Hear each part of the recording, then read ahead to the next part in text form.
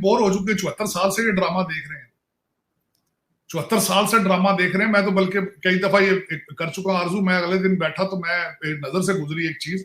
देखिए 1947 में क्या हुआ था।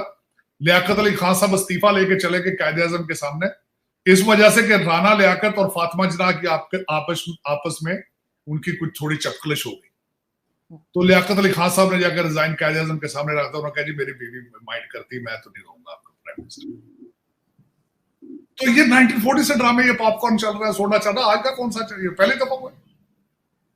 फिर देखें मेरे फातिमा जिन्ना के साथ इन्होंने किया क्या, कहते हैं इंडियन एजेंट है, गद्दार है ये अयूब खान स्लोगन थे इसके। और बल्कि फिर उसके बाद यहां तक हुआ, मैंने अखबार में पढ़ा था कि जिस बंदे ने उनकी डेड बॉडी को नहलाया था, उसने कहा था छुरियों के जख्म थे उनके पेट।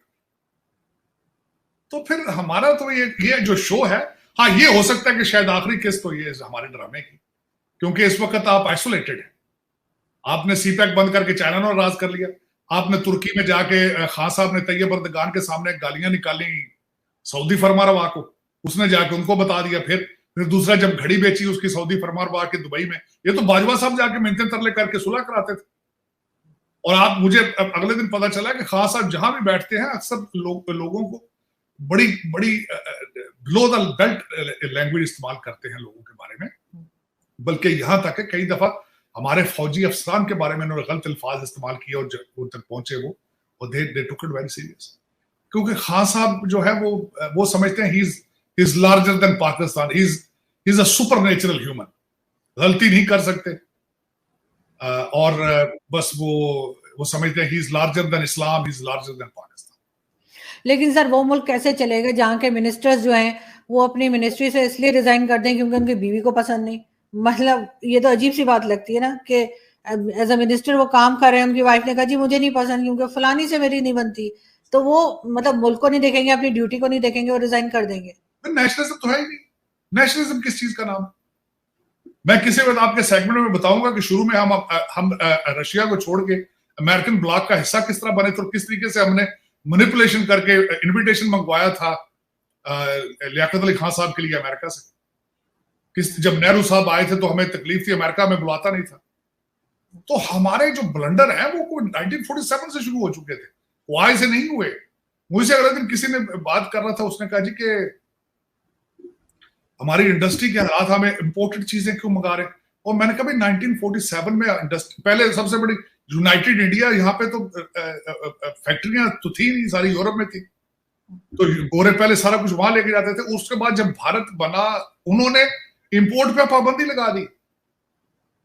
वो गाड़ियां एम्बेसडर अपनी बनाते थे, फ्रिज अपने बनाते, चीजें अपनी। हम तो 1947 से इंपोर्टेड चीजें लेने के आदी, और अब हमारे लीडर भी जो है इंपोर्टेड, और कर्जों पे कर्जा चल रहा। कर्जा मिल जाए तो फिर हम वहां सेलिब्रेशन शुरू कर देते हैं, फूलों की पत्तियां फेंकते हैं वजीर खजाना के ऊपर कि देखिए कर्जा मिल गया। टोटल कर्जे के ऊपर चल रहा है मुल्क। लेकिन अफसोस की बात यह है कि आज की डेट तक आरजू के किसी सियासी लीडर ने या किसी भी लीडर ने, इंक्लूडिंग आपके हर लीडर ने, ये नहीं अभी तक किसी को रोड मैप दिया कि पाकिस्तान को हकीकी मुआशी आजादी किस तरह दिलानी, पाकिस्तान को पांव पे किस तरह खड़ा करना है, एक्सपोर्ट किस तरह बढ़ानी है, एक ज़रई मुल्क को ज़राअत में किस तरह आके लेकर जाना है। अब देखें कितनी एम्बेरसमेंट है।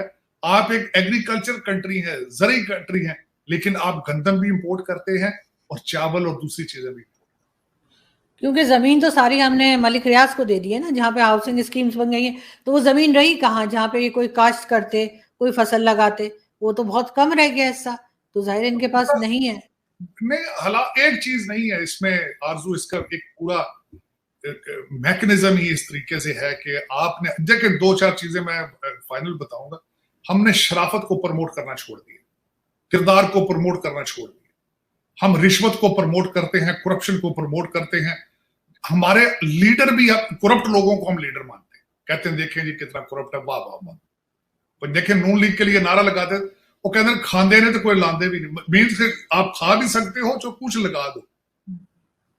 ये पॉजिटिव स्लोगन था नून लीग का, कोई खांदे तो लांदे भी नहीं। मतलब ये था कि दूसरे तो सिर्फ